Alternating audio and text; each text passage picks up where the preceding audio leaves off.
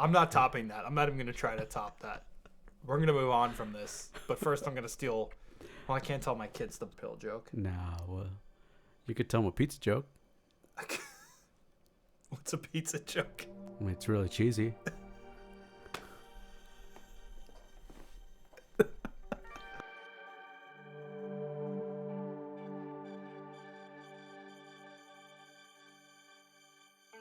So let me tell you my real reason for coming back.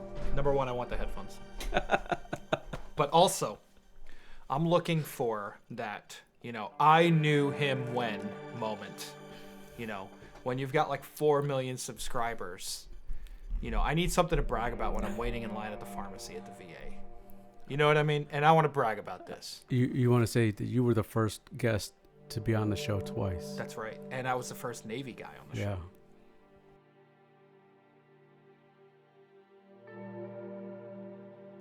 But just to kind of recap, I work at AIMD Iwakuni, not AMID, not ADMI, AIMD. Corman at Medical, stop arguing with me. I know where I work. It's AIMD. In any event, what we do is we do eye-level component repair, aircraft inspections, things of that nature, and we serve CAC 5. We had this patch made probably in 2015 or 16 when the command was established. Originally, it was just, I don't know, maybe like a dozen or so sailors in the back of Mouse 12, alone and afraid. And then they were pulled out, and they were like, hey, the CAG's moving down here, so we're going to establish a full-blown AIMD. And so you guys are going to be AIMD Wakuni, and here we are. And then this patch was designed about that time. I know a few Latin and Greek phrases. I have absolutely no idea what exactus est in ore gladii means, and I don't care either.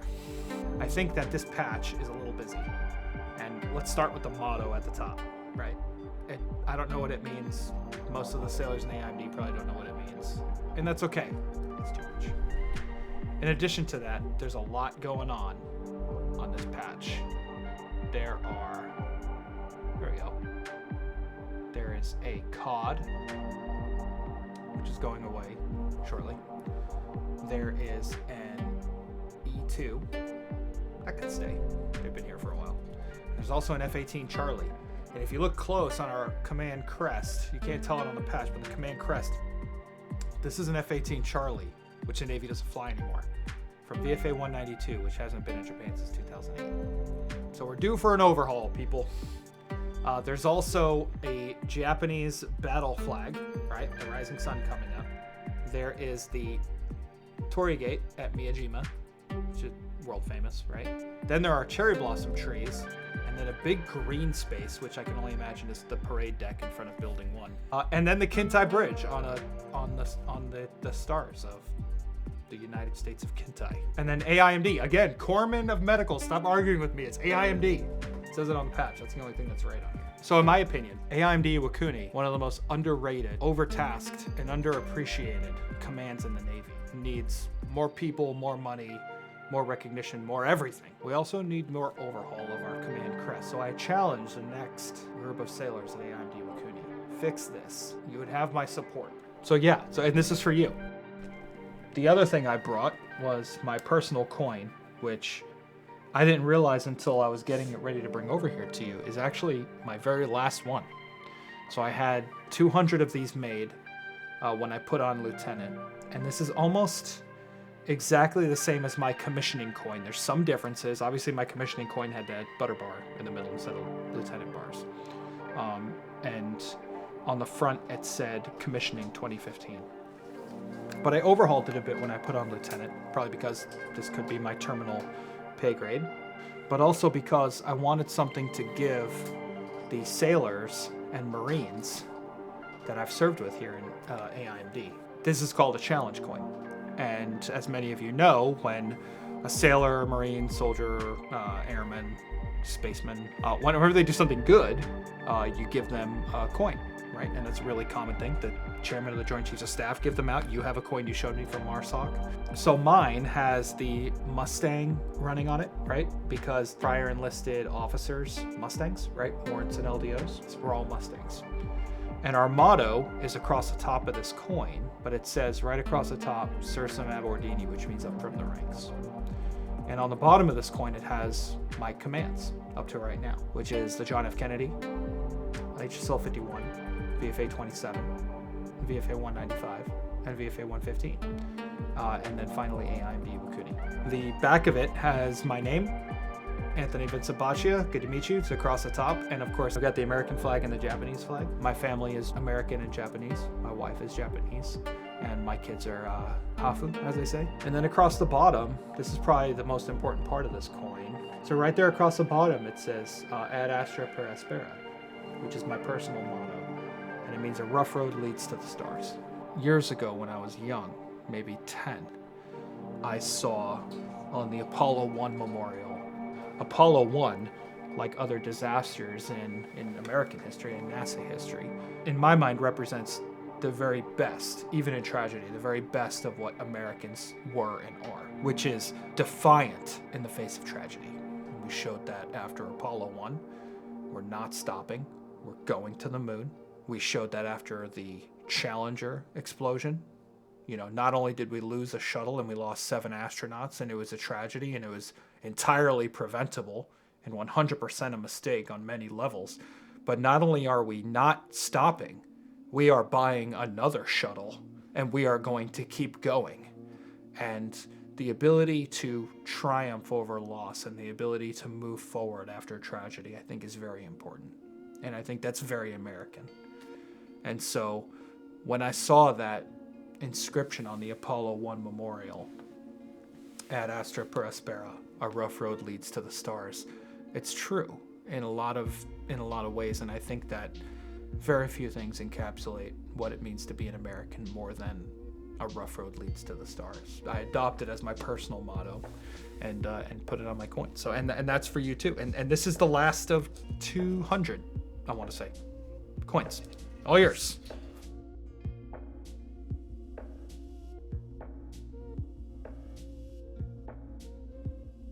My long-term plan is within 3 years be hireable at Dodia to get a job as a teacher. And I think it's important not just to have a plan, but also set milestones that could be met, that could be reasonably met. Like, you know, we didn't just wake up and decide to be a gunny or an officer, you know, or a teacher or a, you know, YouTube star, future YouTube star. It takes hard work, but setting those small benchmarks are huge, especially like when we were early in our career. The thing that has changed in recent years is the more senior I've gotten in the military, the more I've realized that we're basically just all first grade, second grade teachers. If you're in khakis, if you're E7 or above in the military, you're a first grade teacher. You know, did you wash yourself today, Jimmy? Did you show up on time? No hitting, Seaman Timmy. You know, no punching each other, Lance Corporal Timmy. You know what I mean? It's all the same. And we're basically just first grade teachers. You know, it's all just herding cats, making sure the junior bubbas are doing what they need to do. It's no different in first grade. That's what first grade teachers do, you know? And so, and you know, there's also the fact that in elementary school, the kids are just, they think you're awesome. All the dad jokes are hilarious. You know, they think you're the funniest, coolest person they've ever met, you know, and I like that too. You know, I like that. I like teaching eager folk. Yeah, I guess long story short, just to get my foot in the door and get in and figure out what's good for me and what I like is my goal.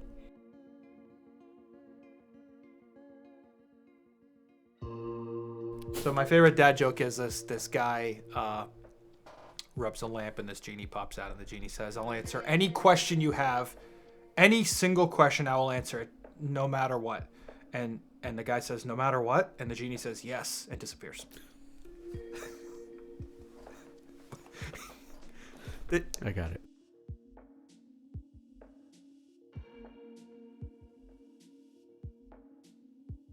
When people go back home on deployment, detachment, whatever the case may be, there's something special that you feel when you go back to your hometown as part of what you left there for a reason. You know what I mean? Let me put it this way. When I was born in New York, I grew up in South Florida. When I was growing up in South Florida, I was raised by folks who New York was everything. That was the center of the universe. And Florida was like, that's where we lived, but that was it. All the business was in New York. Everything that we cared about was in New York. And so when I first was on my first tour, we pulled into Fort Lauderdale, which is about 45 minutes from where I grew up. And I felt like I was pulling into your hometown, quote unquote, on a ship is an incredible experience. And then a year later, a year and a half later, we pulled into New York for Fleet Week on the same ship. And that was something that was just unbelievable too. You know, there's something about going back to where you came from with the organization that you left there to join. You know, I left Florida and my family left New York for a reason. And that reason led me to joining the Navy, and then I went back to those places with the Navy. And that feeling was remarkable. And I've seen folks who, you know, they join the Navy out of Guam or San Diego and they're Filipino, you know, and then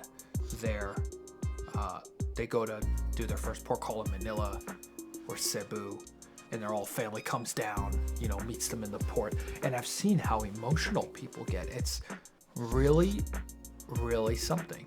And we don't do a lot of the Navy. When I say we, I mean the Navy. We don't do a lot of port calls and detachments in places like Guatemala, South America, you know what I mean? And so it's South and Central America in general. And I would imagine that for the folks who are from there, to go back there would be quite stirring, you know? To go back to the land of your, not the land of your birth, but the place you're from, which is different than where you were born. I felt the same way when I went to Italy for the first time. I was like, wow, you know, I'm walking in the steps that my great-grandparents took. You know what I mean? It's really something else.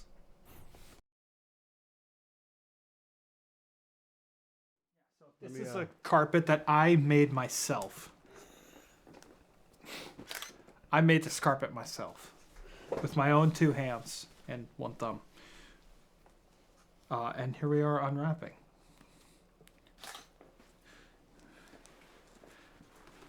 And, oh wow, it's bigger than I thought. That's what she said. That is what she said. Oh my God. How's it look? Outstanding. I survived the one who beats. I like it too. I'm a repeat offender, and I approve of this message. Outstanding. Today, we're going to listen to Alive and Kickin' by Nonpoint off of their 2007 album, To the Pain. Again, sir, controls are yours. Say nope. Bass to start out, love it. 5-string bass, I can appreciate. I'm getting over it, pushing past all the bullshit, ain't getting right to the root of what the problem really is. The reasons for the misunderstandings, the emergency landings on a plane, headed for home is where the heart was. Okay, so not to cut this guy off in the middle of his epic speech, but I'm impressed already because I've seen this band. I don't even know who this band is, but I've seen this type of band many times at Warped Tour and SummerSlam and stuff like that. I can appreciate this. Whatever the hell this dreaded white guy is talking about, I can appreciate it. And I like the crowd too, because I've seen this crowd before. Until it was without feeling and started revealing itself to everyone else by just packing up, moving out, saying it could do without a Billy able, unstable, running up out the mouth. So I'm tearing this and everything else between me and what I wanna do. Some pieces, I'm tearing you and everything else between me and you to memory. I like it. This is way better than DAD. No offense, DAD. Now even after everything that you did, still alive and kicking. And again, we were talking about this off screen, but I think there's something to be said for a band that does a video that is actually them live and some would argue that it's their best work is live. But even if it's not, they still did the video live, and then they cut in images of them performing before they made it big, before they made it to Warped Tour, SummerSlam, whatever the case may be, whatever live show, whatever summer concert they're doing. Before they made it big, they're showing themselves, and that's something. They're proud of where they've been, and they should be. I'm listening to them, and I never heard of them before. You should be proud of yourself.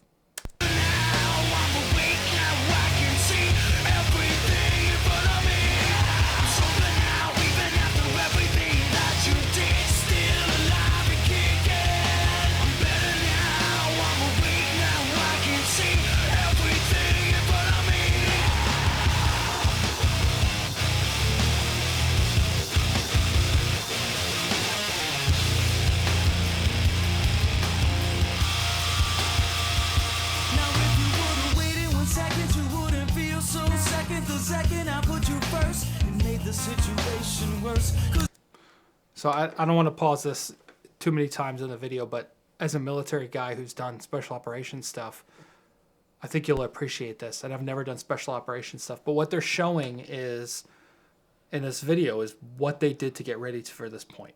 That's what I see. I don't know if that's what they're actually showing, but that's what I see.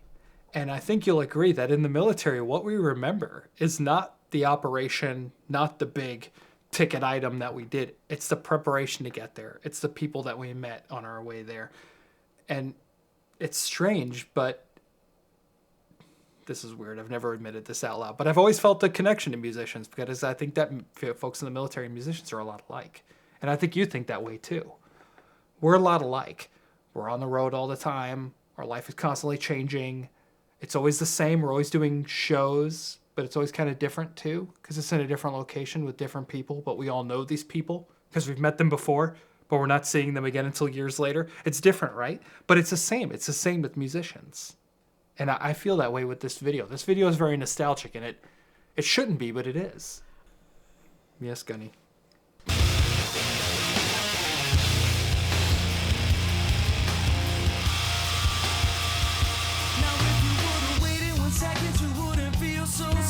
Second, I put you first. It made the situation worse. Cause you wanna take advantage and control of the things that I manage to keep under control. Like my happiness, my family, and all of my music, my music, my music, my music,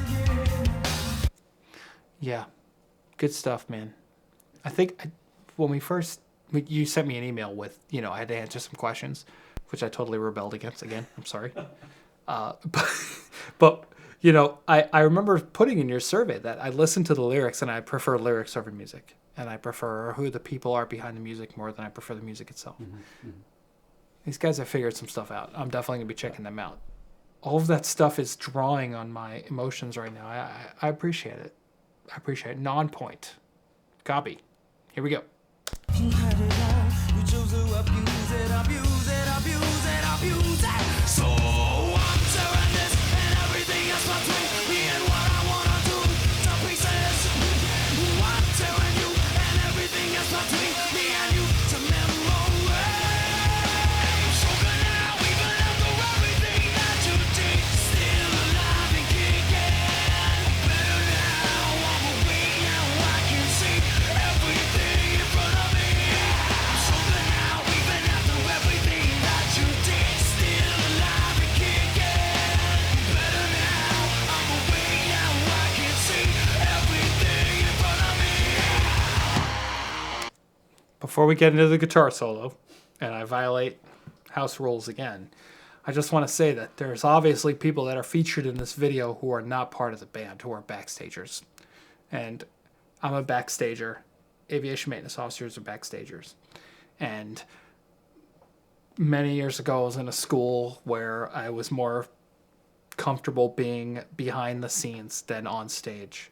And I appreciate backstagers, and I appreciate people who appreciate backstagers, who give faces and voices to those who don't have faces and voices normally. Thank you. What's wrong with me? You wanna know what's wrong with me? I can ask you the exact same thing. What's wrong with me? You wanna know what's wrong with me? I could ask you the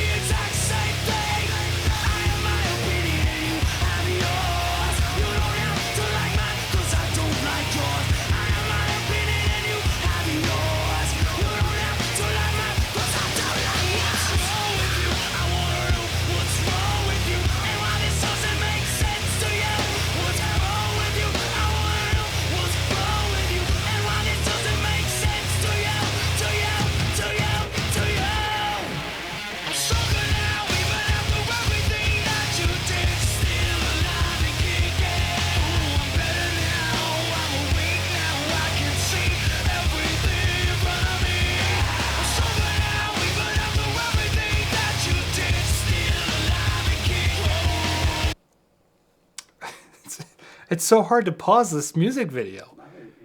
It was really hard to, really easy, excuse me. It was really easy to pause DAD. Sorry, DAD, again, twice. It's really hard to pause Nonpoint. There's a lot of personal feeling in here. And I really appreciate, again, the backstage. The guy restringing the bass. You know, it's great, right?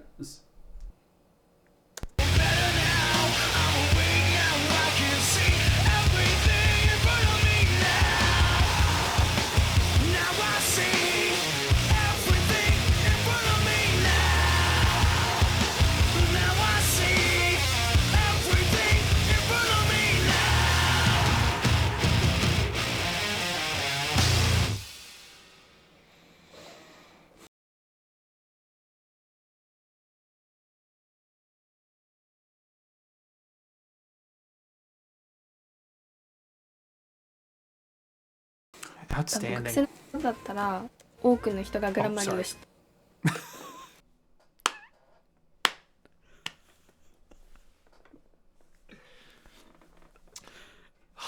I'm so glad I don't have to feel like an asshole.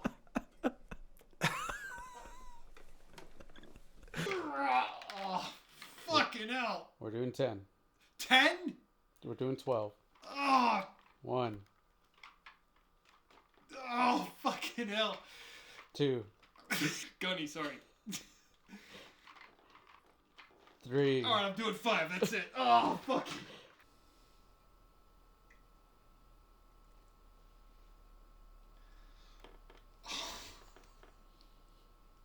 It looks... People, if you're gonna come here for an interview, skip the soap. Do the drink. Outstanding.